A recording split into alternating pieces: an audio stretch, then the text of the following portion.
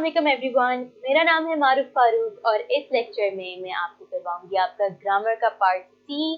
Chapter है number 4, class 10 का first aid. अच्छा, अब इसमें उन्होंने हमें एक टॉपिक दे दिया है जी, जेरेंड्स और इन्फिनिटिव्स का।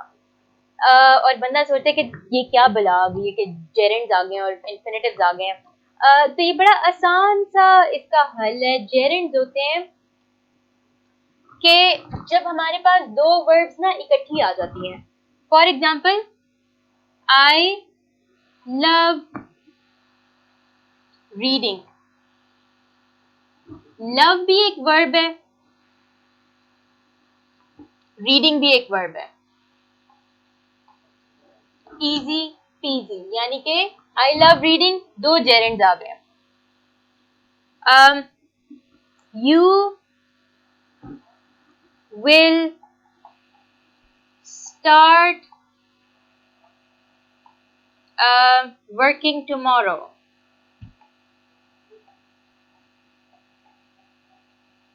अच्छा, स्टार्ट भी एक वर्ब है, वर्किंग भी एक वर्ब है।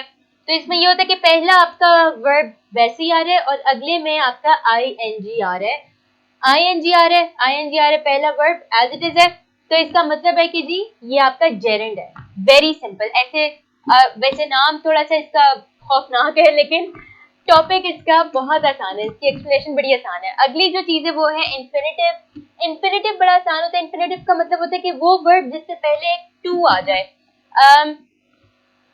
इसी को अगर हम कर दें, आई लव टू रीड, तो ये टू रीड, लव, अब जब इन्फिनिटिव आ गया तो अब लव को नहीं देखें, टू रीड आपका इन्फिनिटिव आ जाएगा। ठीक है, to infinitive.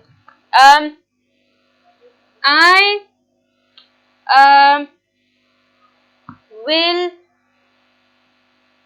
learn to speak French। तो ये टू स्पीक आपका आ जाएगा इन्फिनिटिव।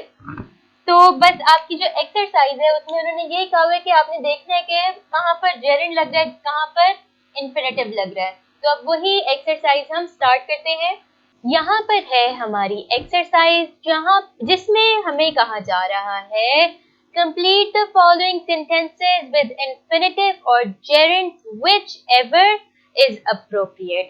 कि इसमें आपने डिसाइड करना है, खुद से डिसाइड करना है कि यहाँ पर जेरेंड आएगा या यहाँ पर टू इन्फिनिटिव आएगा। तो पहला हमारे पास सेंटेंस है, we felt the plane blank in the storm, और ब्रैकेट्स में उन्होंने हमें वर्ड दिया हुआ है शेक। तो हम कहेंगे we felt the plane shaking in the storm। ठीक है।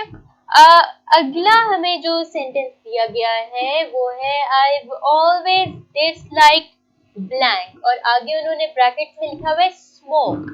अच्छा, तो I've always disliked to smoke नहीं सेंस बनती, वो गलत हो जाएगा आपका सेंटेंस, ग्रामेटिकली एरर आ जाएगा उसमें, ग्रामेटिकल एरर आ जाएगा उसमें।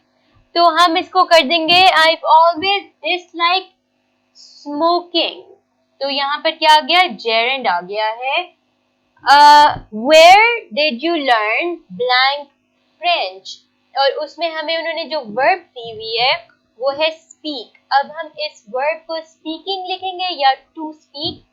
अच्छा, where did you learn speaking French? Wrong. Where did you learn to speak French? Right. Where did you learn to speak French? अगला हमारे पास सेंटेंस है, is the exhibition worth blank, और आगे ब्रैकेट में उन्होंने हमें दिया है वर्ड visit। तो is the exhibition worth visiting? तो यहाँ पर हमारा आ गया gerund। फिर आगे हमारे पास आ रहा है I don't mind blank early, यानी कि और अच्छा, इसमें जो हमारे पास ब्रैकेट में फ्रेज है वो है get up। I don't mind to get up early या I don't mind getting up early. Obviously getting up early बेहतर यहाँ पर फिट हो रहा है। I don't mind getting up early, यानी कि मुझे सुबह जल्दी उठने में कोई मसला नहीं है। आगे हमारे पास है we'd love blank with you, और ब्रैकेट में लिखा हुआ है come. We'd love coming with you या we'd love to come with you.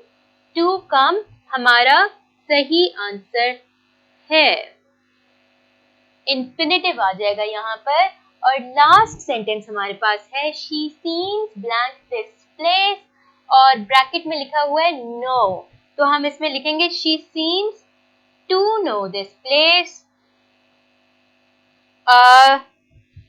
That's all. तो ये आपकी जेरेंड्स और इंफिनिटिव्स की एक्सरसाइज थी। कोई क्वेश्चंस हो तो मुझसे जरूर पूछें। मैं आपसे मिलूंगी अगले लेक्चर में, तब तक के लिए अल्लाह।